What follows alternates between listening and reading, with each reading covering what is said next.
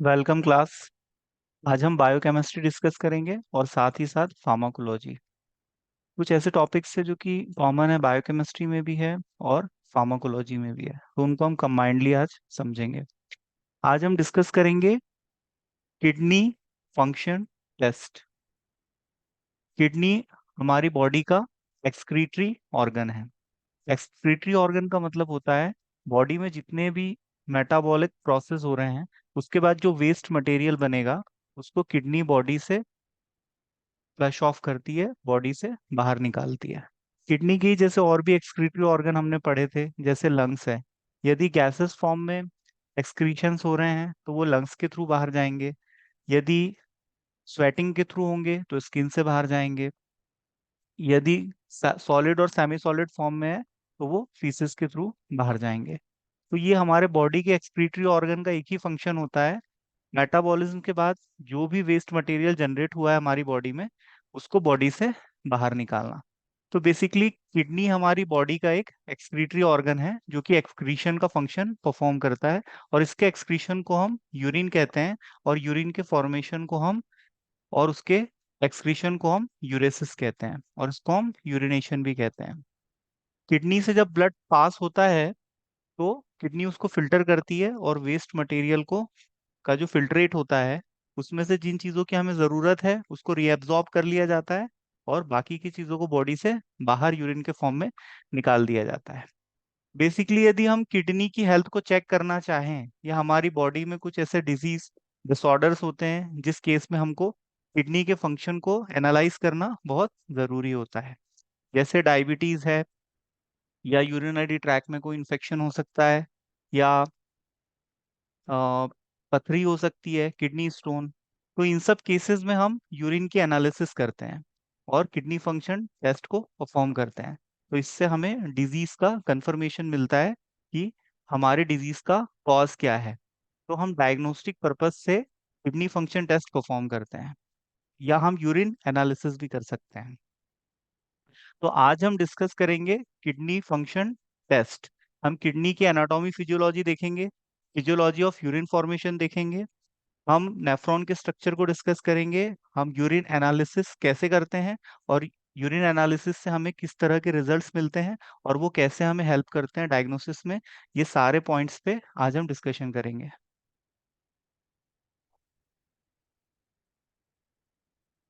Urinary system की anatomy physiology हम previous year में पढ़ चुके हैं, जस्ट हम इसको एक सुपरफिशियली डिस्कस करेंगे। यहाँ पर आप किडनीज देख सकते हो, it is two in numbers, left and right side. और यहाँ पर आप जो ये देख रहे हो, ये एड्रिनल ग्लैंड होता है, ठीक है। कैप लाइक स्ट्रक्चर किडनी के ऊपर, इसको हम एड्रिनल ग्लैंड कहते हैं। एड्रिनल ग्लैंड से एड्रिनलिन हार्मोन रिलीज होता है जो हमारे सिंपैथेटिक नर्वस सिस्टम में काम करता है। एड्रिनलिन के मैंने आपको रिसेप्टार्स बताए थे, याद है किसी को? अल्फा और बीटा रिसेप्टर। एड्रेनालिन कब रिलीज होता है? फाइट एंड फ्लाइट कंडीशन में। यदि हम वर्स्ट कंडीशन में हैं, सडनली हमारे सामने लॉयन आ गया, या कोई डॉग हम पे बार्किंग कर रहा है, या हमें बाइटनिंग के लिए हमारे पीछे रनिंग कर रहा है, तो उस केस में हमारी हार्ट बीट बढ़ जाएगी, मसल्स का कॉन्ट्रैक्शन बढ़ जाएगा, हमारी ब्रीदिंग रेट फास्ट हो जाएगी, पल्स रेट बढ़ जाएगी। ये सारे जो हमारी बॉडी में मैनिफेस्टेशंस आ रहे हैं वो एड्रेनालिन की वजह से आते हैं, ठीक है। और जो ड्रग्स एड्रेनालिन की तरह काम करते हैं हम उनको एड्रेनर्जिक ड्रग्स कहते हैं, और जो ड्रग एड्रेनालिन के रिसेप्टर को ब्लॉक करते हैं हम उनको एंटी एड्रेनर्जिक ड्रग्स कहते हैं। तो अभी हम यूरिनरी सिस्टम में इस चीज को याद रखेंगे, ये हमारे बहुत काम आएगी फार्माकोलॉजी को समझने के लिए, क्योंकि फार्माकोलॉजी में हमारे सिलेबस में 4 ड्रग्स हैं: adrenergic drugs, anti adrenergic drugs, cholinergic drugs और एंटी कोलिनर्जिक ड्रग्स। तो एड्रिनर्जिक ड्रग को समझने के लिए हमें एड्रेनालिन को समझना पड़ेगा। तो एड्रिनल ग्लैंड कहाँ प्रेजेंट होती है? हमारे किडनी के ऊपर, ये कैप लाइक स्ट्रक्चर, ठीक है। अब ये हमारी किडनी से कनेक्ट होता है यूरेटर। यूरेटर नंबर्स में 2 होते हैं, ठीक है। और ये यूरेटर यूरिन को किडनी से ट्रांसफर करते हैं यूरिनरी ब्लैडर में। और यूरिनरी ब्लैडर में किस टाइप के मसल्स होते हैं? इसमें वॉलेंट्री मसल्स आपको बताए थे, और इनवॉलेंट्री मसल्स। ऐसे मसल्स जो हमारे इच्छा के अनुरूप काम करते हैं उनको हम वॉलेंट्री मसल्स कहते हैं, और ऐसे मसल्स जो हमारे इच्छा के बिना काम करते हैं वो इनवॉलेंट्री मसल्स कहलाते हैं। तो यूरिनरी ब्लैडर में इनवॉलेंट्री मसल्स होते हैं। जब ये फिलअप होता है तो यहाँ से यूरिन हमारी बॉडी से फ्लश ऑफ हो जाता है। तो ये आप यहाँ देख सकते हो यूरिनरी सिस्टम का structure, kidneys, ureter, urinary bladder और यूरेथ्रा। यूरेथ्रा वो ओरिफाइस होता है जहां से हमारी बॉडी से यूरिन बाहर की तरफ निकलता है। यहाँ पर आप देख सकते हो किडनीज, यूरेटर, यूरिनरी ब्लैडर और यूरेथ्रा, और यहाँ पर इसकी लोकेशन मेंशन की गई है। अब हम किडनी के कुछ मेजरमेंट्स देख लेते हैं।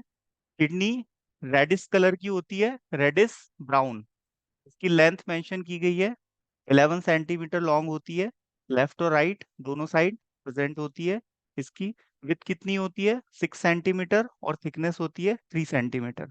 और मेल्स में इसका वेट होता है 150 ग्राम्स और फीमेल्स में 15 ग्राम वेट कम होता है। आप ये किडनी का रियल इमेज देख सकते हैं, ऐसी किडनी दिखती है एक्चुअली। इसमें यहाँ पर ये कैलिक्स होते हैं, यहाँ पर आप कैलिक्स देख सकते हो, ये वाला पार्ट मेजर कैलिक्स यहाँ पर होता है, और इसको पेल्विस बोलते हैं। ये जो पार्ट है, ठीक है, इसको हम पेल्विस बोलते हैं।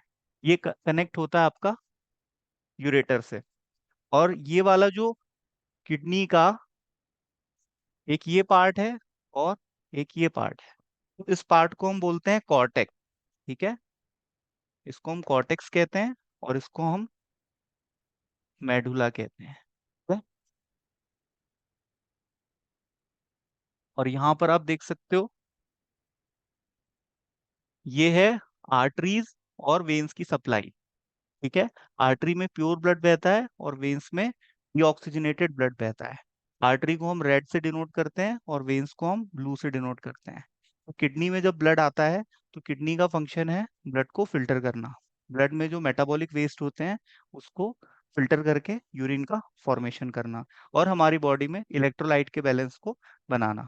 हमारी बॉडी में इलेक्ट्रोलाइट का बहुत इंपॉर्टेंट रोल होता है, क्योंकि हमारे हार्ट की एक्टिविटी के लिए, नर्वस सिस्टम की एक्टिविटी के लिए इलेक्ट्रोलाइट्स की जरूरत होती है। इलेक्ट्रोलाइट्स क्या होते हैं, जिन पे चार्ज होता है, जैसे calcium plus plus, sodium, chloride, ये सब इलेक्ट्रोलाइट्स कहलाते हैं। पोटेशियम, है ना, जिन पे प्लस चार्ज होता है वो कैटायंस होते हैं, और जिन पे नेगेटिव चार्ज होता है वो एनायंस होते हैं, जैसे सोडियम आपका और क्लोराइड। तो इलेक्ट्रोलाइट्स के बैलेंस को कौन बनाता है, किडनी। तो ये भी किडनी का फंक्शन है। किडनी का एक और स्पेशल टाइप ऑफ फंक्शन है, किडनी एरिथ्रोपोइटीन बनाती है।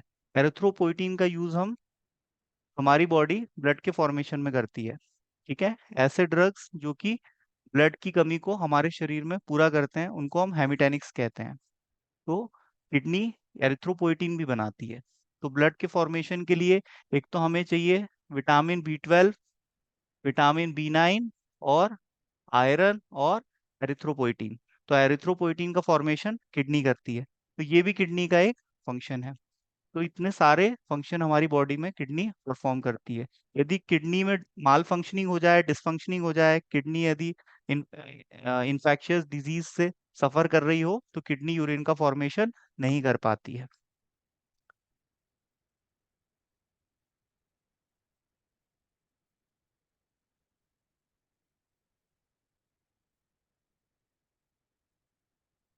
यहाँ पर आप देख सकते हो किडनी की बेसिक फंक्शनल यूनिट होती है नेफ्रॉन, जो किडनी के स्ट्रक्चरल और फंक्शनल यूनिट है। मिलियंस ऑफ नेफ्रॉन किडनी में प्रेजेंट होते हैं, around 1.5 million nephron each kidney में प्रेजेंट होते हैं। और किडनी की वर्किंग का तरीका है ग्लोमेरुलस फिल्ट्रेशन, ट्यूबुलर रीअब्जॉर्प्शन और ट्यूबुलर सिक्रीशन। जिन चीजों की हमारी बॉडी को जरूरत होती है किडनी उनको रीअब्जॉर्ब कर लेती है। अभी जब हम नेफ्रॉन का स्ट्रक्चर डिस्कस करेंगे तब हम देखेंगे कि किडनी किस तरह से रीअब्जॉर्प्शन करती है।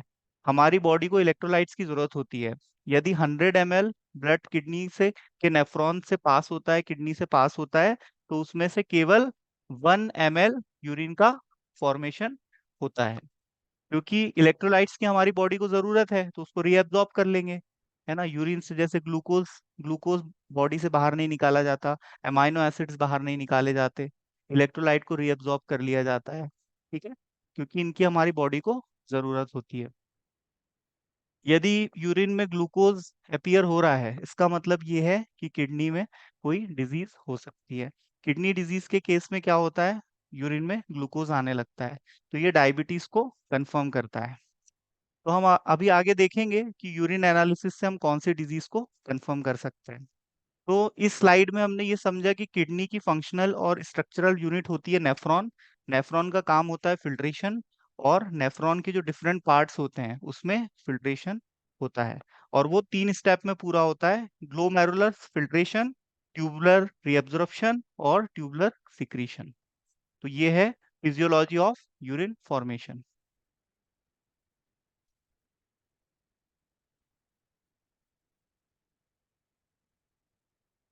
इस स्लाइड में हम देखेंगे कि यूरिन के एग्जामिनेशन से हम कैसे किसी डिजीज को कंफर्म कर सकते हैं। यूरिन एनालिसिस हम किसी भी डिजीज डिसऑर्डर को कंफर्म करने के लिए यूज करते हैं। यूरिनरी ट्रैक में यदि इन्फेक्शन है तो हम उसको आइडेंटिफाई कर सकते हैं, और यूरिन के एग्जामिनेशन से हम बॉडी में इलेक्ट्रोलाइट्स को एनालाइज कर सकते हैं, और यूरिनरी ट्रैक के, जिसको हम यूटीआई बोलते हैं, इन्फेक्शन को कंफर्म कर सकते हैं।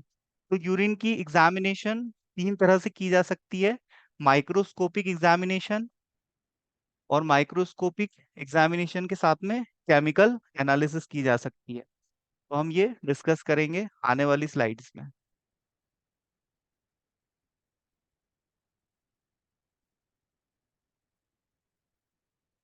हम यूरिन को फिजिकली भी एग्जामिन कर सकते हैं। हम यूरिन का वॉल्यूम देखेंगे, कितने यूरिन का फॉर्मेशन हो रहा है, ठीक है।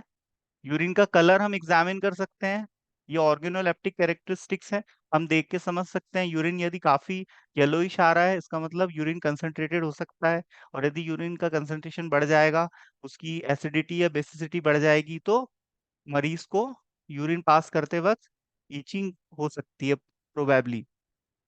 यूरिन का हम पीएच एग्जामिन करेंगे, यूरिन की स्पेसिफिक ग्रेविटी हमें क्या बताती है, किसी भी सॉल्वेंट में सॉल्यूट की जो क्वांटिटी है उसको हम स्पेसिफिक ग्रेविटी कहते हैं। तो हमारे यूरिन की जो कंपोजिशन है उसमें जो सॉल्यूट्स हैं वो यदि बढ़ जाएंगे तो स्पेसिफिक ग्रेविटी बढ़ जाएगी, यूरिन हमारा कंसंट्रेट हो जाएगा। मैंने आपको बॉडी फ्लूइड के पीएच बताए थे। ब्लड का पीएच कितना होता है, बताओ। ब्लड का पीएच 7.4। यूरिन का कितना होता है, 4 to 7 के बीच में रहता है। एसिडिक भी हो सकता है, बेसिक भी हो सकता है, लेकिन ज्यादा एसिडिक भी नहीं होना चाहिए और ज्यादा बेसिक भी नहीं होना चाहिए, अदरवाइज मरीज को यूरिनेशन में पेन हो सकता है और बर्निंग सेंसेशन फील कर सकता है। यूरिन एक दिन में लगभग 1.5 लीटर के आसपास यूरिन बनता है। 2000 ml से ज्यादा भी नहीं बनना चाहिए, और 500 ml से कम भी नहीं बनना चाहिए।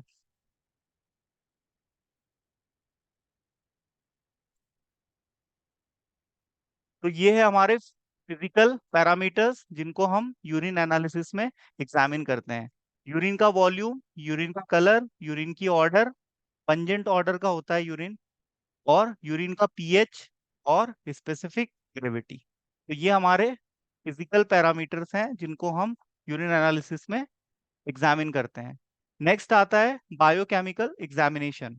बायोकेमिकल एग्जामिनेशन में हम डिटेक्ट करते हैं कि कहीं प्रोटीन में हमारे प्रोटीन यूरिन में अपीयर तो नहीं हो रहा है। प्रोटीन की हमारे बॉडी में जरूरत होती है, यूरिन में नहीं। और प्रोटीन का मॉलिक्यूल काफी बड़ा होता है, कॉम्प्लेक्स इन साइज होता है, और इसका मॉलिक्यूलर वेट भी हैवी होता है। यदि ये किडनी से आ रहा है, इसका मतलब ये हो सकता है कि हमारी किडनी का जो पोर साइज है वो बढ़ गया है। तो किडनी डैमेज का इंडिकेशन होता है। प्रोटीन कभी भी किडनी द्वारा फिल्टर होके यूरिन में नहीं आना चाहिए। शुगर भी नहीं आना चाहिए, ग्लूकोज। यदि ग्लूकोज यूरिन में आएगा तो डायबिटीज हो सकता है। कीटोन बॉडीज नहीं आनी चाहिए। कीटोन हमें कहाँ से मिलता है, फ्रूट से मिलता है। यदि कोई फ्रूट का कंजप्शन बहुत ज्यादा करेगा तो उसके यूरिन में कीटोन्स आ सकता है। बाइल सॉल्ट्स नहीं आने चाहिए।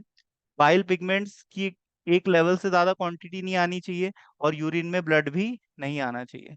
यूरिन में यदि ब्लड आ रहा है, आरबीसीएस आ रहे हैं, इसका मतलब ये है कि यूटीआई हो गया है, यूरिनरी ट्रैक में इन्फेक्शन हो गया है। तो ये बायोकेमिकल एग्जामिनेशंस है जो हमें किडनी की परफॉर्मेंस के बारे में जानकारी देते हैं। यहीं पर यदि हम बात करें माइक्रोस्कोपिक की, तो हम इसमें सेल्स को ऑब्जर्व कर सकते हैं, है ना। कास्ट सेल को ऑब्जर्व कर सकते हैं, किसी माइक्रो ऑर्गेनिज्म को ऑब्जर्व कर सकते हैं, किसी पैरासाइट्स को ऑब्जर्व कर सकते हैं। कोई कंटामिनेशन तो नहीं हुआ है, क्रिस्टल्स तो नहीं आ रहे हैं। जैसे यदि किडनी स्टोन होगा तो हमें कैल्शियम अपीयर होगा, ठीक है। और ये 10 mg पर डेसीलीटर से यदि ज्यादा है, तो इसका मतलब पथरी की प्रॉब्लम हो सकती है मरीज को।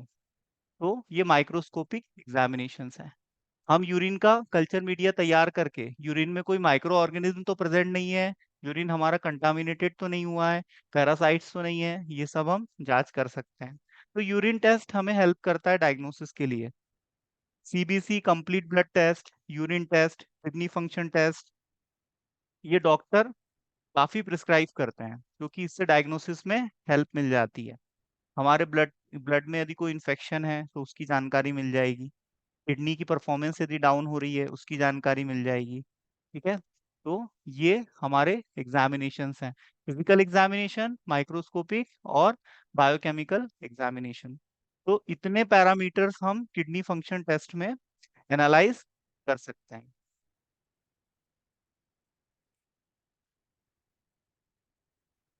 यदि यूरिन में आरबीसीएस सेल आ रही है, रेड कलर का यूरिन आ रहा है, ठीक है, हीमोग्लोबिन यदि यूरिन से आ रहा है तो हम उसको हीमेट्यूरिया कहते हैं, ठीक है। ऐसे ही यदि ब्लू कलर का यूरिन आ रहा है तो हम कॉलरा को एक्सपेक्ट कर सकते हैं कि कॉलरा का इन्फेक्शन हो गया है। यदि येलो ब्राउन कलर का यूरिन आ रहा है, इसका मतलब जॉन्डिस हम एक्सपेक्ट कर सकते हैं, जिसमें बिलीरुबिन का लेवल बढ़ जाता है। येलो ग्रीन यदि आ रहा है तो बिलीवर्डिन नाम का एक पिगमेंट हमारी यूरिन में बढ़ गया है। ऑरेंज कलर है जो कि हमारी बॉडी में फीवर या एक्सेसिव स्वेटिंग को बताता है। यदि हमारी बॉडी में डिहाइड्रेशन हो जाएगा, उस केस में भी हमारे यूरिन का कलर चेंज हो जाता है। यदि कोई ऐसे ड्रग्स खा रहा है जो मिलेनिन के प्रोडक्शन पे काम कर रहे हैं, तो मिलेनिन की प्रेजेंस की वजह से यूरिन हमारा ब्लैक आ सकता है। यदि आयरन के टेबलेट का ओवरडोज लिया जाए तो फीसेस हमारे ब्लैक हो जाते हैं। तो आयरन का कभी कभी एक्सक्रीशन यूरिन से भी होने लगता है, जिसकी वजह से यूरिन ब्लैक आने लगता है। टीबी के ट्रीटमेंट में एक ड्रग यूज होता है रिफाम्पिसिन, जो कि एंटीबायोटिक कैटेगरी का ड्रग है। इस जब पेशेंट इसको कंज्यूम करता है तब उसकी यूरिन का कलर चेंज हो जाता है, उसका यूरिन हल्का सा रेडिश आने लगता है। तो जो कुछ हम खाते पीते हैं इसका हमारे यूरिन पे इफेक्ट पड़ता है, ड्रग्स का इफेक्ट पड़ता है, हमारी डाइट का इफेक्ट पड़ता है। हम जो कुछ पीते हैं खाते हैं उसका प्रभाव हमारी यूरिन पे देखा जा सकता है। और इसलिए ही हमारे यूरिन का जो पीएच है ये भी फ्लक्चुएट होता है, एसिडिक भी हो सकता है और बेसिक भी हो सकता है। तो ये हमारी डाइट पे डिपेंड करता है।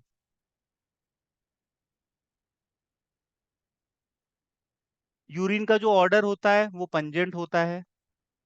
कुछ स्पेशल केसेस है जिसमें यूरिन का ऑर्डर चेंज हो जाता है, यूरिन के पीएच के चेंज होने के साथ में। यदि हम वॉलेटाइल फैटी एसिड्स का कंजप्शन बढ़ा देंगे तो उसका भी इफेक्ट पड़ेगा। यदि हम अमोनिकल डाइट्स शामिल करेंगे या हमारे अंदर कोई बैक्टीरियल इन्फेक्शन हो गया है तो यूरिन का स्मेल चेंज हो सकता है। यदि हम फ्रूट का कंजप्शन बढ़ा देंगे तो कीटोन्यूरिया हो सकता है, मतलब यूरिन के साथ कीटोन बॉडीज आने लगेगी। जैसा मैंने आपको बताया था, यूरिन का नॉर्मल प्रोडक्शन होता है कम से कम 1 से 1.5 लीटर के आसपास। और यदि 24 घंटे में 2000 ml से ज्यादा हो रहा है, ठीक है, तो ये वाटर इनटेक की वजह से भी हो सकता है। कुछ लोग पानी ज्यादा पीते हैं तो यूरिन का प्रोडक्शन ज्यादा होता है। तो यदि वाटर इनटेक की वजह से यूरिन का प्रोडक्शन ज्यादा हो रहा है, इट्स ओके। बट यदि और किसी रीजन से हो रहा है तो वो डिसीज डिसऑर्डर की कंडीशन कही जा सकती है।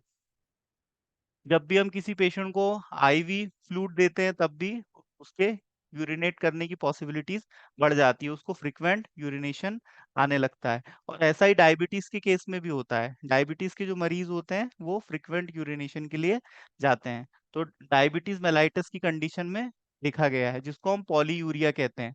पॉलीयूरिया का मतलब क्या होता है? यूरिन का प्रोडक्शन 2000 ml से ज्यादा होना। इस केस में पेशेंट को फ्रिक्वेंट यूरिनेशन होगा।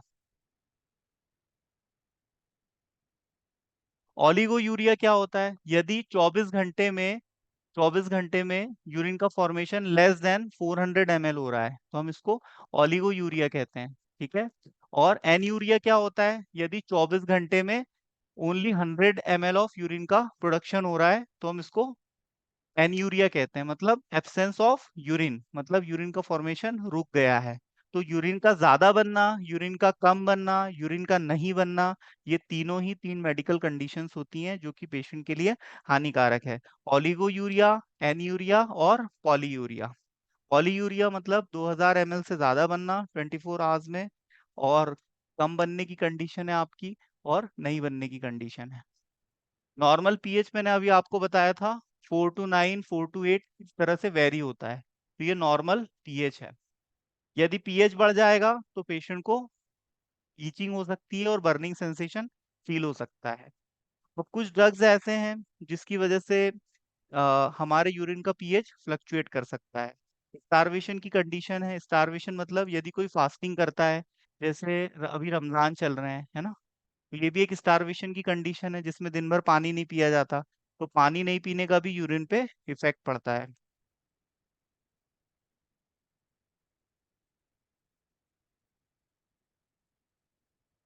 केमिकल एग्जामिनेशन में protein, sugar, ketones, bile salt और बाइल पिगमेंट्स और आरबीसीएस, इन तीनों को हम एग्जामिन करते हैं। है ना। फीवर आ रहा है किसी मरीज को, बहुत ज्यादा वोमिटिंग हो रही है, डायरिया हो रहा है, कंजेस्टिव हार्ट फेलियर है, डायबिटीज मेलाइटस है, या डायबिटीज इंपिडस है, तो इतनी कंडीशंस में हम यूरिन को एग्जामिन करते हैं और उसमें ये पैरामीटर्स को हम चेक करते हैं। ये स्लाइड काफी इंपॉर्टेंट है, एग्जाम में इससे क्वेश्चन आता है। ये प्रोटीन के टेस्ट है जो हम यूरिन में, यूरिन के सैंपल में परफॉर्म करते हैं। Identification of proteins in urine sample. और ये सैंपलिंग के बाद में हम पैथोलॉजी लैब्स में टेस्ट लगाते हैं। जैसे हमारा पहला टेस्ट है सल्फो सैलिसाइलिक एसिड टेस्ट। इसमें हम क्या करेंगे, 3 ml ऑफ यूरिन लेंगे टेस्ट ट्यूब में, उसमें हम सल्फो सैलिसिलिक एसिड डालेंगे और 2 ड्रॉप्स ऑफ यूरिन डालेंगे। यदि व्हाइट कलर का प्रेसिपिटेशन का फॉर्मेशन होगा तो ये कंफर्म करेगा कि हमारे सैंपल में प्रोटीन प्रेजेंट है। तो इस कंडीशन को हम क्या बोलते हैं, प्रोटीन यूरिया। प्रोटीन यूरिया एक डिसीज डिसऑर्डर को इंडिकेट करता है। हमारे यूरिन में प्रोटीन अपीयर नहीं होना चाहिए, क्योंकि प्रोटीन हमारी बॉडी के लिए बहुत जरूरी है। और किडनी का ये जनरली स्वभाव नहीं है कि वो प्रोटीन को यूरिन के थ्रू बाहर निकाले। तो ये प्रोटीन के कंफर्मेशन का पहला टेस्ट है। 5 मार्क्स में एग्जाम में आपसे पूछा जा सकता है, आपको प्रोटीन के टेस्ट पता होना चाहिए। एक होता है आपका एलिस नाइट्रिक एसिड रिंग टेस्ट। इस टेस्ट में हम क्या करते हैं, 3 ml of concentrated nitric acid लेते हैं, यूरिन सैंपल लेते हैं और उसमें हम ड्रॉप वाइज धीरे से टेस्ट ट्यूब के साइड से ये यूरिन का सैंपल डालते हैं। तो उस केस में क्या होगा, व्हाइट कलर की रिंग का फॉर्मेशन होगा। ठीक है। तो ये शो करेगा कि प्रोटीन प्रेजेंट है, मतलब हमारा टेस्ट पॉजिटिव है। हीट कोएगुलेशन टेस्ट है। आप सभी जानते हैं प्रोटीन कोएगुलेट होता है। तो हम 5 ml ऑफ यूरिन सैंपल को 5 मिनट तक बॉईल करते हैं और उसमें टर्बिडिटी चेक करते हैं। टर्बिडिटी का मतलब क्या होता है, दूधियापन, है ना, दूधियापन या क्लाउडीनेस। तो ये यूरिन में यदि क्लाउडीनेस आती है, दूधियापन आता है ना, तो उससे प्रोटीन की प्रेजेंस कंफर्म हो जाती है। तो पैथोलॉजी लैब में यूरिन में प्रोटीन की कंफर्मेशन के लिए ये 3 टेस्ट परफॉर्म किए जाते हैं, जिससे हम प्रोटीन की प्रेजेंस को यूरिन यूरिन में आइडेंटिफाई कर सकते हैं।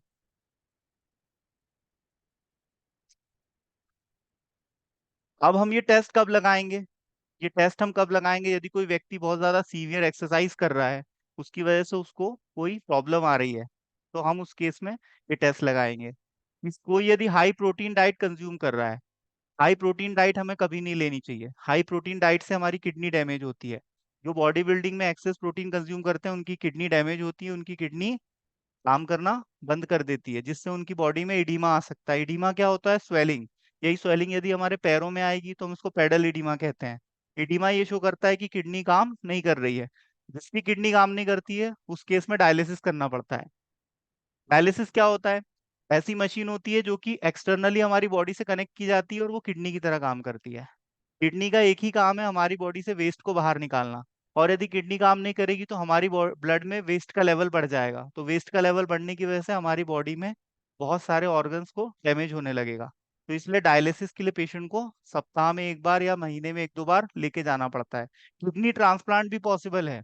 कोई व्यक्ति एक किडनी पे भी अपनी सारी जिंदगी जी सकता है, या कि कोई डोनर मिल जाए तो उससे एक किडनी को वो ले सकता है, किडनी ट्रांसप्लांट भी करवा सकता है। लेकिन उस केस में उसको जिंदगी भर मेडिसिन खानी पड़ती है जो कि इम्यूनोसप्रेसेंट ड्रग्स होते हैं, क्योंकि किसी और किडनी को हमारी बॉडी एक्सेप्ट ही नहीं करती। यदि कोई फीमेल प्रेग्नेंट है तो उसकी प्रेगनेंसी का कंफर्मेशन यूरिन टेस्ट से हो सकता है।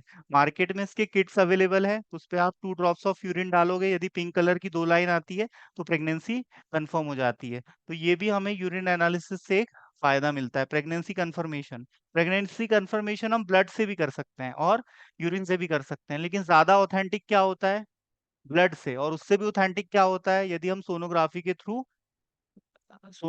थ्रू कंफर्म करें तो। ठीक है, क्योंकि इससे हमें ये भी पता चल जाता है एक्टोपिक प्रेगनेंसी तो नहीं है। एक्टोपिक प्रेगनेंसी क्या होती है, बताया था आपको, कोई बताएगा? यदि जायगोट का फॉर्मेशन फेलोपियन ट्यूब में हो जाए, वहां पर फर्टिलाइजेशन होता है, और वहीं पर यदि बच्चा इम्प्लांट हो जाए तो हम उसको एक्टोपिक प्रेगनेंसी कहते हैं। तो एक्टोपिक प्रेगनेंसी आगे कंटिन्यू नहीं होती और बहुत सारे कॉम्प्लिकेशंस आते हैं, तो एबॉर्शन करना पड़ता है। तो प्रेगनेंसी की कंफर्मेशन भी हमें मिल जाती है यूरिन की एनालिसिस से। और किडनी डिजीज का पता चल जाता है।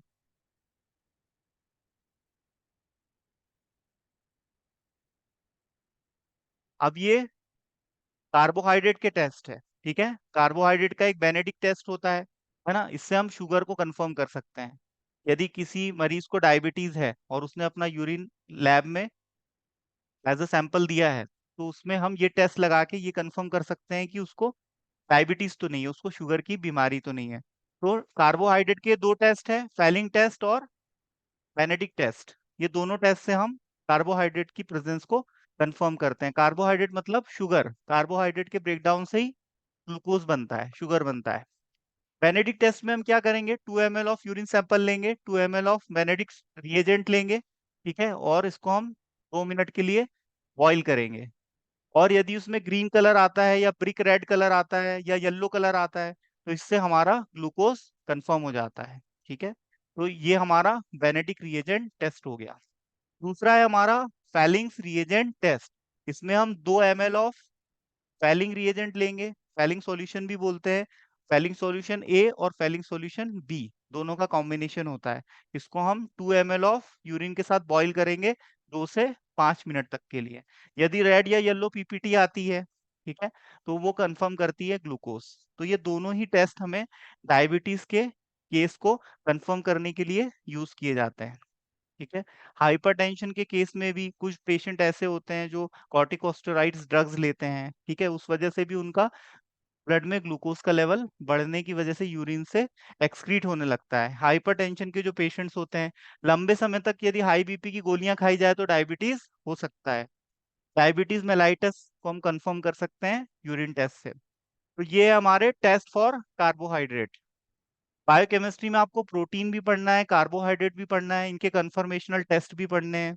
आपको न्यूक्लिक एसिड पढ़ना है, न्यूक्लियोटाइड्स जिसमें आपका डीएनए आरएनए आता है, जेनेटिक मटेरियल, एंजाइम्स पढ़ना है आपको। और जितने भी पैथोलॉजी में टेस्ट होते हैं, जैसे किडनी फंक्शन टेस्ट है आपका, सीबीसी कंप्लीट ब्लड टेस्ट है, लिवर फंक्शन टेस्ट है जिसमें हम एसजीपीटी एसजीओटी की वैल्यू देखते हैं, लिपिड प्रोफाइल टेस्ट है जिसमें हम कोलेस्ट्रॉल की वैल्यू को एनालाइज करते हैं, ट्राइग्लिसराइड्स, पीएलडीएल, एचडीएल। सबसे ज्यादा बैड फैट कौन सा होता है हमारी बॉडी के लिए? VLDL, very low density lipoprotein. ये हमारी बॉडी के लिए सबसे ज्यादा डेंजरस होता है, इसकी वजह से हाइपरलिपिडेमिया होता है। और हाइपरलिपिडेमिया की वजह से हमारे आर्टरीज का डायमीटर कम हो जाता है, जिसकी वजह से हाइपरटेंशन जैसे इशू आते हैं, myocardial infarction, ischaemia, high BP, ये सारी प्रॉब्लम्स अराइज होती है। तो जितने भी पैथोलॉजी में टेस्ट होते हैं ये डिजीज के कंफर्मेशन के लिए किए जाते हैं। ठीक है, आपका L F T liver function test. एक होता है आपका KFT, जो आज हमने डिस्कस किया, किडनी फंक्शन टेस्ट। एक होता है आपका CBC, complete blood count test. ठीक है। और कौन से टेस्ट होते हैं? Lipid profile test. Lipid profile. Lipid profile test से हमें क्या पता चलेगा? ट्राइग्लिसराइड्स का लेवल, VLDL कितना है, LDL कितना है, LDL, और आपका HDL कितना है ना, और कोलेस्ट्रॉल का लेवल, कोलेस्टेरॉल। तो ये पैथोलॉजिकल टेस्ट सारे इंपॉर्टेंट है, इनसे एग्जाम में क्वेश्चन आते हैं। LFT, KFT, CBC, lipid profile test. और लिपिड प्रोफाइल टेस्ट में वैल्यूज कौन सी आती है? VLDL, LDL और HDL। ठीक है। तो ये आपके पैथोलॉजिकल टेस्ट हैं। ठीक है। तो आपको बायोकेमिस्ट्री और क्लिनिकल पैथोलॉजी, तो उसमें ये क्वेश्चंस आपको एग्जाम में देखने को मिलेंगे। ये कार्बोहाइड्रेट के टेस्ट आपको समझ में आए, जेनेटिक टेस्ट और फेलिंग रिएजेंट टेस्ट। इसमें आपको ऐसा ही चार्ट बनाना है एग्जाम में यदि ये आएगा तो। और यदि यूरिन में ग्लूकोज आता है तो उसको हम क्या बोलते हैं? ग्लूकोसूरिया। क्या बोलते हैं? ग्लूकोसूरिया। यदि हमारे यूरिन में ग्लूकोज आता है तो ये एक डिजीज डिसऑर्डर होता है।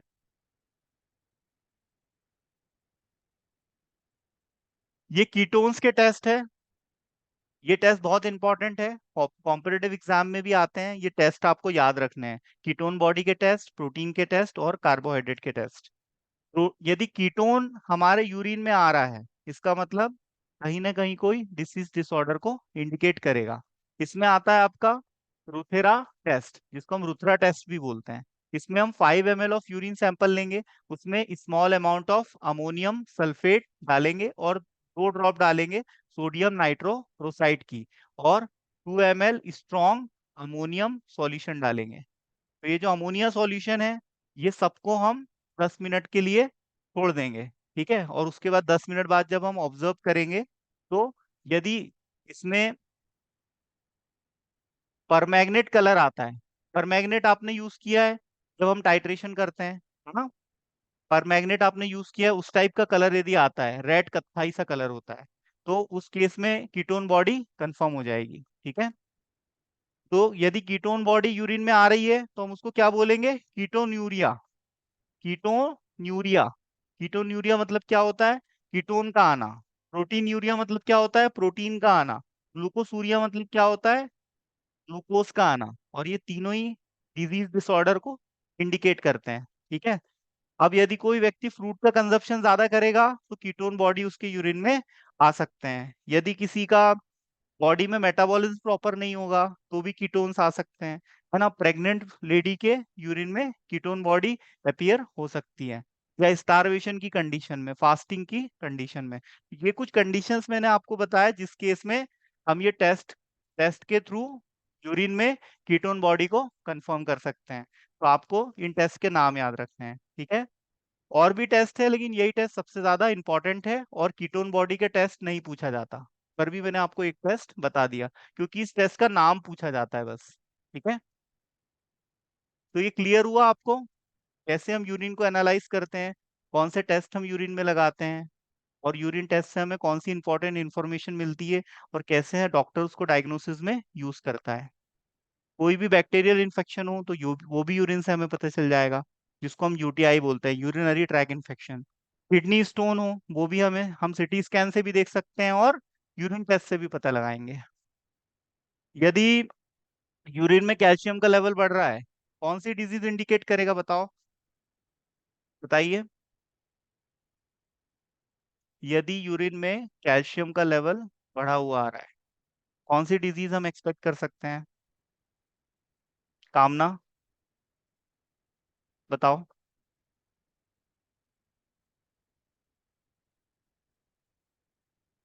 आरती।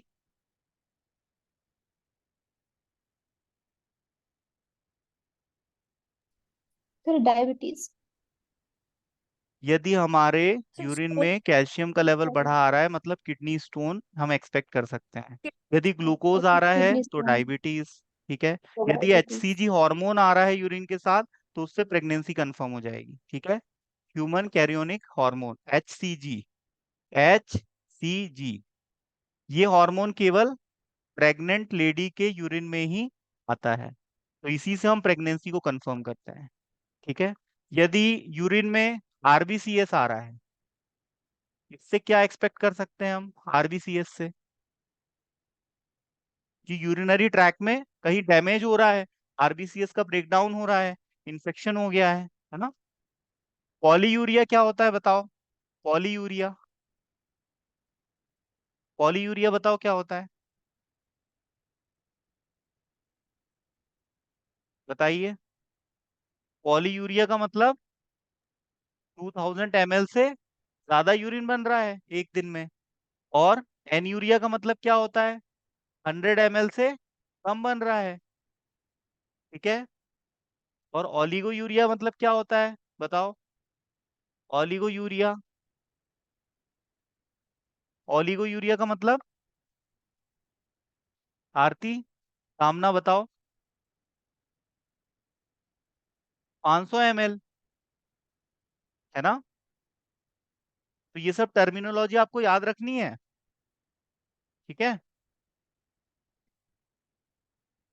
माइक्रोस्कोपिक एग्जामिनेशन में हम क्या करेंगे, इसमें हम स्लाइड तैयार करेंगे। ठीक है। हम यूरिन सैंपल लेंगे, यूरिन सैंपल को हम सेंट्रीफ्यूज करेंगे। एक मशीन आती है, सेंट्रीफ्यूगेशन मशीन।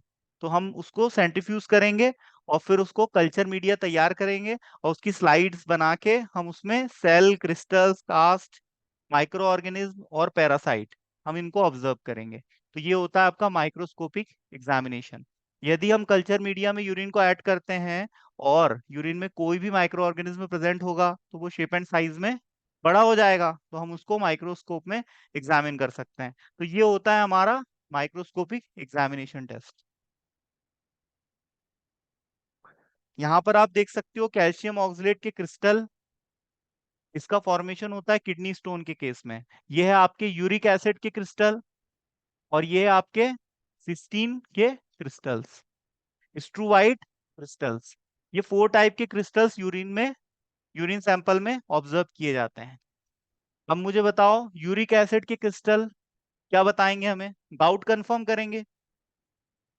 गाउट, गाउट में क्या होता है, ब्लड में यूरिक एसिड का लेवल बढ़ जाता है, और इसके क्रिस्टलाइजेशन, क्रिस्टलाइजेशन होता है, और क्रिस्टल इसके स्मॉल जॉइंट्स पे डिपॉजिट होते हैं, और डिपॉजिशन की वजह से वहां पर इंटेंस पेन, स्वेलिंग, रेडनेस आती है। तो गाउट हम कंफर्म कर सकते हैं यूरिन एनालिसिस से, कर सकते हैं। किडनी स्टोन कंफर्म कर सकते हैं कैल्शियम ऑक्सलेट के, देखो किस टाइप के ऐसे क्रिस्टल दिख रहे हैं आपको ये, है ना। ये क्रिस्टल किसके हैं? कैल्शियम ऑक्सलेट के, जिसकी वजह से किडनी स्टोन होता है।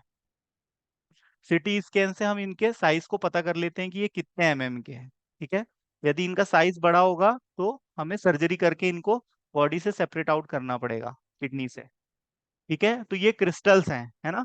यूरिक एसिड के क्रिस्टल्स, कैल्शियम ऑक्सलेट के क्रिस्टल, और सिस्टीन क्रिस्टल्स, और वेरियस टाइप ऑफ दूसरे भी क्रिस्टल्स हो सकते हैं।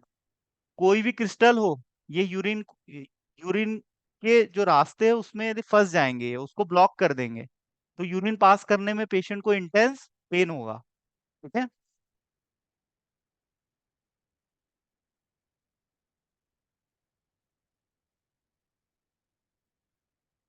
यूरेटोस्कोपी क्या होती है? यूरेटोस्कोपी क्या होती है? ये किडनी स्टोन के केस में भी की जा सकती है। यूरिनरी ब्लैडर यदि ब्लॉक हो गया है, ठीक है, तो इस केस में हम एक इंस्ट्रूमेंट लेते हैं, और उस इंस्ट्रूमेंट के टॉप पर एक कैमरा लगा होता है। ठीक है।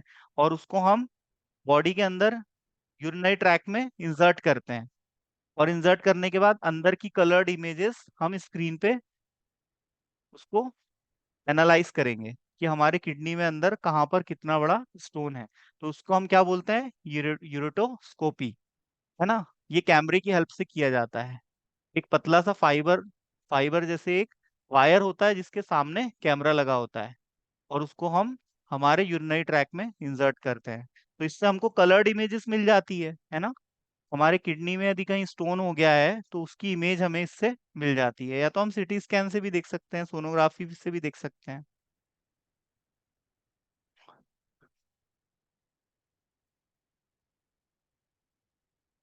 ये हमारे यूरिनरी सिस्टम का स्ट्रक्चर है।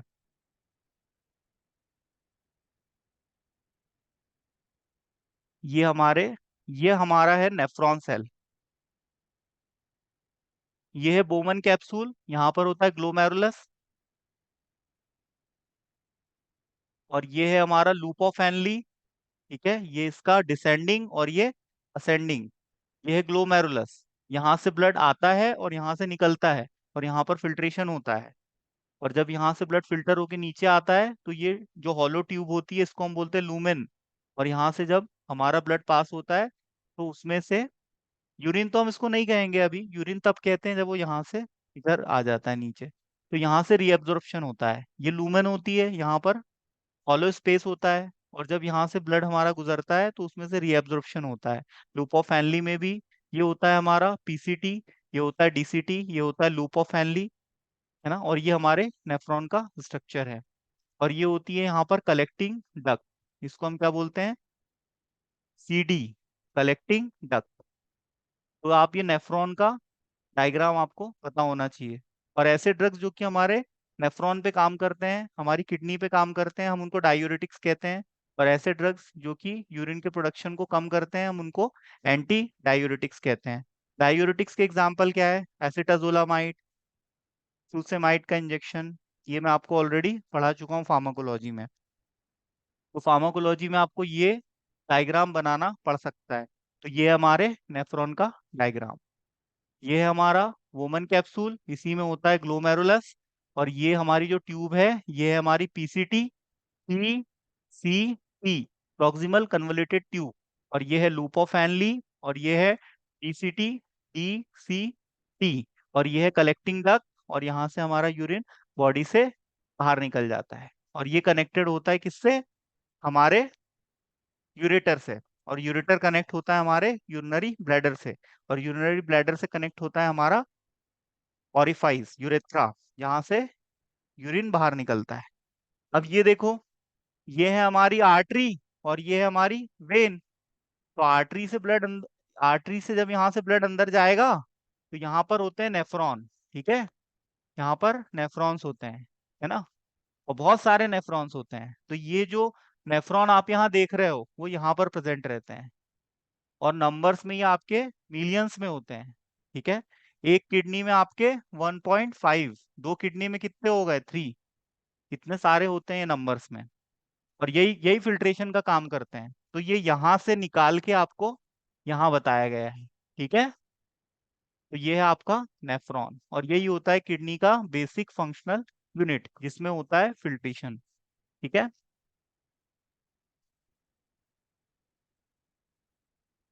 ये देखिए यहाँ पर इंडिविजुअली नेफ्रॉन का डायग्राम। आपको मैंने बताया था ना, ये है ग्लोमेरुलस, यहीं पर फिल्ट्रेशन होता है। ठीक है, और ये है आपका प्रॉक्सिमल कन्वोल्यूटेड ट्यूब। कौन सी है ये येलो वाली। ठीक है, ये येलो कलर की जो आपको दिख रही है ये क्या है, प्रॉक्सिमल कन्वोल्यूटेड ट्यूब, ये येलो कलर वाली। ठीक है, और ये पिंक कलर से जो आपको दिख रहा है यहाँ से यहाँ तक, ये क्या है आपका, ये है लूप ऑफ एनली। ठीक है, हमारे जो डायूरेटिक ड्रग्स होते हैं वो नेफ्रॉन पे ही काम करते हैं, है ना। डायूरेटिक ड्रग्स का एग्जांपल बताओ, मैनिटॉल। मैनिटॉल आपको बताया था। और क्या बताया था, लेसिक्स का इंजेक्शन। लेसिक्स का इंजेक्शन आता है ना। लेसिक्स के इंजेक्शन को हम क्या बोलते हैं, लूप डायूरेटिक्स, क्योंकि ये किस पे काम करता है, आपके लूप ऑफ हेनली पे, यहाँ पर काम करेगा। और इसी को हम हाई सीलिंग डायूरेटिक्स भी कहते हैं, क्योंकि सबसे ज्यादा एब्जॉर्प्शन कहाँ से होता है, लूप ऑफ हेनले से। क्योंकि लूप ऑफ हेनले का जो लूमेन होता है वो बहुत ज्यादा सकरा होता है, इसका डायमीटर सबसे कम होता है। और ये जो ऑरेंज से आपको दिख रहा है ये क्या है, ये आपका डिस्टल कन्वोल्यूटेड ट्यूब है। ठीक है, और ये जो आपको यहाँ पर दिख रहा है ऑरेंज से, ये क्या है आपका कलेक्टिंग डक्ट है। तो आपको ये नेफ्रॉन के डायग्राम में कहीं कोई इशू है, कोई डाउट है, बताओ। डायूरेटिक ड्रग्स क्या नो सर। होते हैं, डायूरेटिक्स क्या होते हैं, और एंटी डायूरेटिक, एंटी डायूरेटिक ये हमको पता होना चाहिए। और इन ड्रग्स का हमको क्लासिफिकेशन पता होना चाहिए। और इन ड्रग्स के हमें साइड इफेक्ट, इन ड्रग के इंडिकेशंस, ये ड्रग हम कहाँ यूज करते हैं। डायूरेटिक ड्रग्स हम कब यूज करेंगे? ग्लूकोमा के केस में, हाइपरटेंशन के केस में, है ना, या इडीमा हो गया वो बॉडी में, तो इन सारे केसेस में हम कौन से ड्रग यूज करेंगे? डायूरेटिक्स। ठीक है, तो ये इनके इंडिकेशंस हो गए। और इन ड्रग के हमको कॉन्ट्रा इंडिकेशंस भी पता होना चाहिए, साइड इफेक्ट पता होना चाहिए, डोज पता होना चाहिए, इनका मैकेनिज्म ऑफ एक्शन, कि कौन सा ड्रग नेफ्रॉन के किस पार्ट पे काम कर रहा है। जैसे आपका फ्लूसेमाइड कहाँ काम करता है? इस पे काम करता है। ठीक है, यहाँ पर काम करता है ना। ये किडनी का फंक्शन है ना। ये तो आपके लिए अभी उतना इंपॉर्टेंट नहीं है, जस्ट हमें पता होना चाहिए। किडनी का मेन फंक्शन है फॉर्मेशन ऑफ यूरिन और एक्सक्रीशन ऑफ वेस्ट मटेरियल। ठीक है, और क्रिएटिन और यूरिया को हमारे शरीर से बाहर निकालना, और वाटर का हमारी बॉडी में बैलेंस बनाना, इलेक्ट्रोलाइट्स का को के बैलेंस को रेगुलेट करना, और एसिड बेस बैलेंस को बनाना। इन शॉर्ट बोलूं तो किडनी हमारे ब्लड के पीएच को मेंटेन रखती है। और जो हमारे ब्लड के पीएच को फ्लक्चुएट होने से बचाते हैं, हम उसको क्या बोलते हैं? बफर्स। तो हमारे ब्लड में बाइकार्बोनेट्स होते हैं एज अ बफर, जो कि ब्लड के पीएच को फ्लक्चुएट होने से बचाते हैं। यदि ब्लड का पीएच बेसिसिटी की तरफ बढ़ेगा तो हम उसको एल्केलोसिस बोलते हैं, और यदि एसिडिटी की तरफ बढ़ेगा तो हम उसको एसिडोसिस बोलते हैं। एसिडोसिस और एल्केलोसिस, ये दोनों की वजह से हमारी बॉडी में सिम्टम्स आते हैं, ईचिंग हो सकती है, रेड स्पॉट आ सकते हैं। तो ब्लड का पीएच हमेशा स्टेबल रहना चाहिए। ठीक है, और किडनी का एक फंक्शन बताया था, एरिथ्रोपोइटिन का फॉर्मेशन करती है, और रेनिन, और एक हार्मोन भी है जो काम करता है, रेनिन, है ना, और एल्डेस्टेरॉन। ये दोनों हार्मोन किस पे काम करते हैं? किडनी पे काम करने वाले हार्मोन्स होते हैं। तो किडनी एक हिसाब से ग्लैंड की तरह भी काम करती है।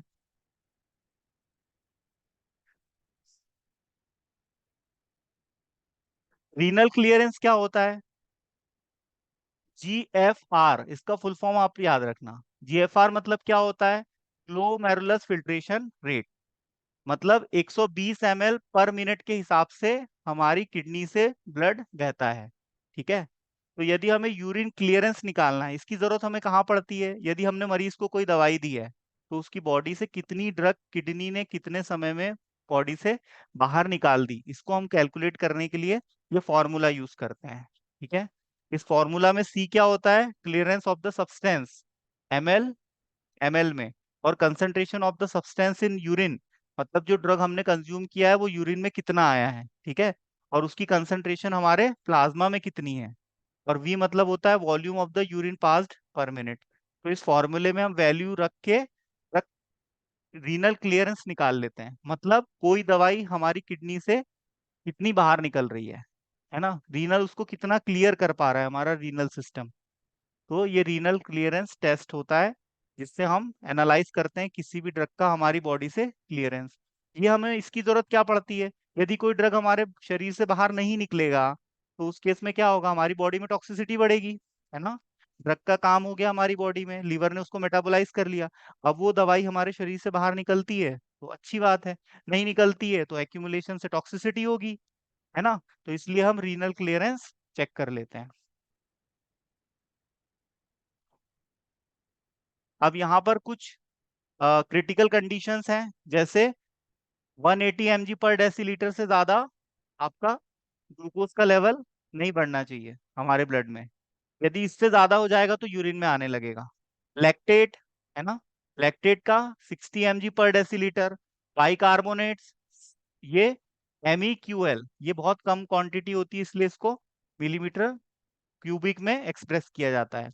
और कैल्शियम, कैल्शियम हमारा 10 mg पर डेसीलीटर। तो ये कुछ क्रिटिकल कंडीशंस होती हैं जिसका प्रभाव हमारे यूरिन पे बढ़ने लगता है।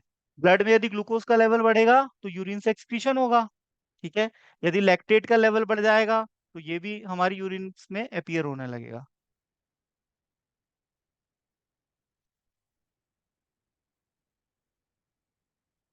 अब यहाँ पर कुछ साइंस एंड सिम्टम हम देख सकते हैं, तो ये बताते हैं कि किडनी में कहीं कोई प्रॉब्लम है। यदि यूरिन में ब्लड आ रहा है या रेडिश यूरिन आ रहा है, यदि मरीज को बहुत ज्यादा लेथार्जी है, बहुत ज्यादा वीकनेस है, उसके बॉडी में एनर्जी लेवल यदि बहुत कम है, ठीक है, इसका मतलब उसकी किडनी में प्रॉब्लम हो सकती है। उसकी स्किन काफी ड्राई सी है, उसकी स्किन में काफी इचिंग हो रही है, ठीक है, तो ये भी बताते हैं। रात के टाइम पे पेशेंट यदि बार बार यूरिनेट कर रहा है ना, या दिन के टाइम पे भी बार बार फ्रिक्वेंट यूरिनेशन है यदि उसको हो रहा है, यदि उसके यूरिन में प्रोटीन आ रहा है, ठीक है, तो ये जितने भी रीजन है, यदि उसको भूख नहीं लग रही है, उसके मसल्स में क्रैम्प्स आ रहे हैं, उसकी मसल्स जकड़ी हुई सी है, अकड़ी हुई सी है ना, उसमें उसको पेन का सेंसेशन हो रहा है, और जब भी वो यूरिन पास कर रहा है तो उसको डिस्कम्फर्ट फील हो रहा है, उसको पेन हो रहा है यूरिन पास करने में, उसको खुल के यूरिन पास नहीं हो पा रहा है, ऐसा लगता है कि यूरिन आ रहा है, लेकिन जब वो यूरिन करने जाता है तो यूरिन नहीं आता, और जब वो यूरिन करता है तो उसको ताकत लगानी पड़ती है, उसको दर्द होता है ना, उसको ऐसा लगता है कि भाई कुछ फंसा फंसा फंसा सा फील होता है, खुल के उसका यूरिन पास नहीं होता। तो ये सारी ऐसी कंडीशंस हैं जिसमें हमको किडनी के फंक्शन को टेस्ट करने की जरूरत है, और यूरिन के सैंपल को एनालाइज करने की जरूरत है, यूरिन एनालिसिस करने की जरूरत है। ये यूरिन के केमिकल कैरेक्टरिस्टिक्स है, ये बहुत इंपॉर्टेंट है, ये आपको याद रखने हैं, है ना। ग्लूकोज का टेस्ट हम कैसे करते हैं? बेनेडिक्ट टेस्ट से। ग्लूकोज किसके मेटाबॉलिज्म से बनता है? कार्बोहाइड्रेट के। और कार्बोहाइड्रेट का मेटाबॉलिज्म कौन से साइकिल से होता है? क्रेब साइकिल के थ्रू, ठीक है। और यदि ग्लूकोज यूरिन में आ रहा है तो डायबिटीज। प्रोटीन, प्रोटीन का हम कौन सा टेस्ट करते हैं? Heat coagulation test. अंडे उबालने पे अंडे सॉलिड हो जाते हैं ना, अंडे को यदि उबाला जाए तो अंडे में कौन सा प्रोटीन होता है? Albumin protein. अंडे को आपने कभी ध्यान से देखा होगा, उसके बीच में येलोइश जो पार्ट होता है वो फैटी एसिड्स होते हैं, और उसके आजू बाजू जो व्हाइट कलर का पार्ट होता है वो एल्ब्यूमिन प्रोटीन होता है, ठीक है। अंडा आपका रिच सोर्स होता है एल्ब्यूमिन प्रोटीन का। तो प्रोटीन का कोएगुलेशन टेस्ट। ब्लड, ब्लड यदि आ रहा है तो ये इंजुरी या इन्फेक्शन को बताएगा, ठीक है, इसके लिए हम बेंजीडीन टेस्ट करेंगे, यदि यूरिन में रेडनेस आ रही है, ब्लड आ रहा है तो। पाइल टेस्ट के लिए हम हे टेस्ट करेंगे, ये बहुत इंपॉर्टेंट है, याद रखना। हे टेस्ट, है ना, एग्जिट एग्जाम में पूछा जा सकता है कि बाइल सॉल्ट का डिटेक्शन किस टेस्ट से किया जाता है। नाम दे देंगे आपको, Benedict test, Fehling test, Rothera test और हे टेस्ट, ऐसे करके चार ऑप्शन दिए रहेंगे, तो आपको एक नाम याद रखना है बस, ठीक है, बाइल सॉल्ट का। बाइल पिगमेंट के लिए आपका फुशेट टेस्ट आता है, ठीक है, फुचेट टेस्ट। कीटोन बॉडी के लिए आपको बताया था रोथरा टेस्ट आता है ना, तो इनके केवल आपको नाम याद रखना है। ये है आपके केमिकल कैरेक्टरिस्टिक्स ऑफ यूरिन, मतलब यूरिन में हम इतने टेस्ट लगाते हैं, और उन टेस्टों के नाम, और उस टेस्ट से हमें क्या कंफर्मेशन मिलता है। तो ये हो गया आपका chemical characteristics of urine.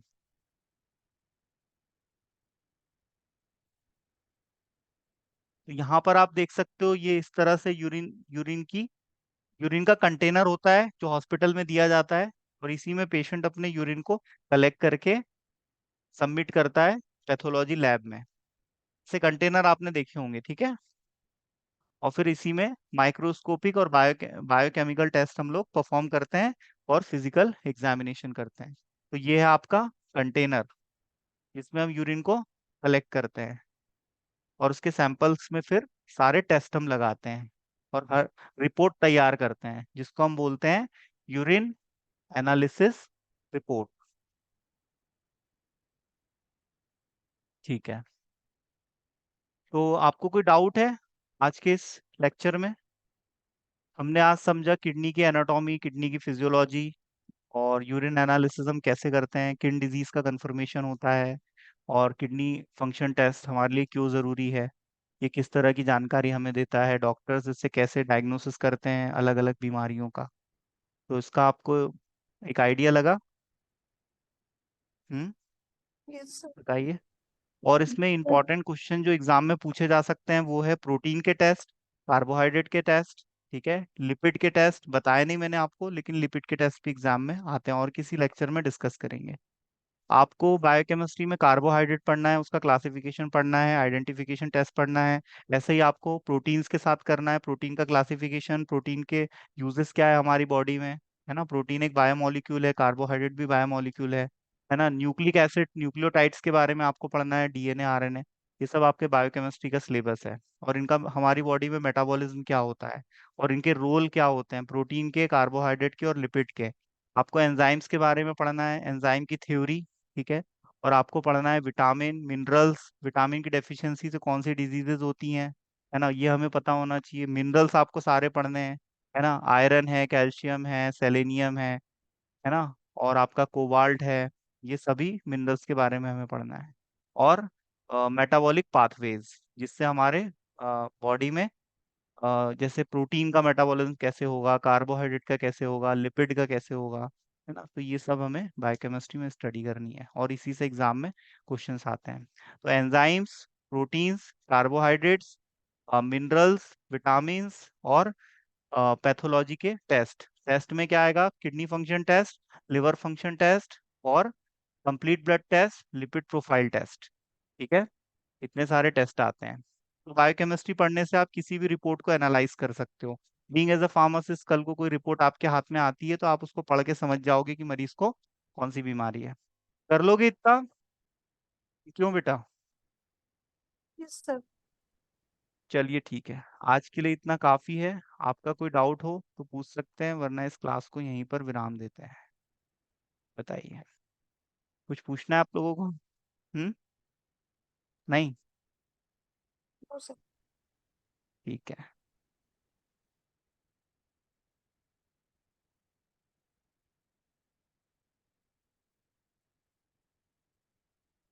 Have a nice evening.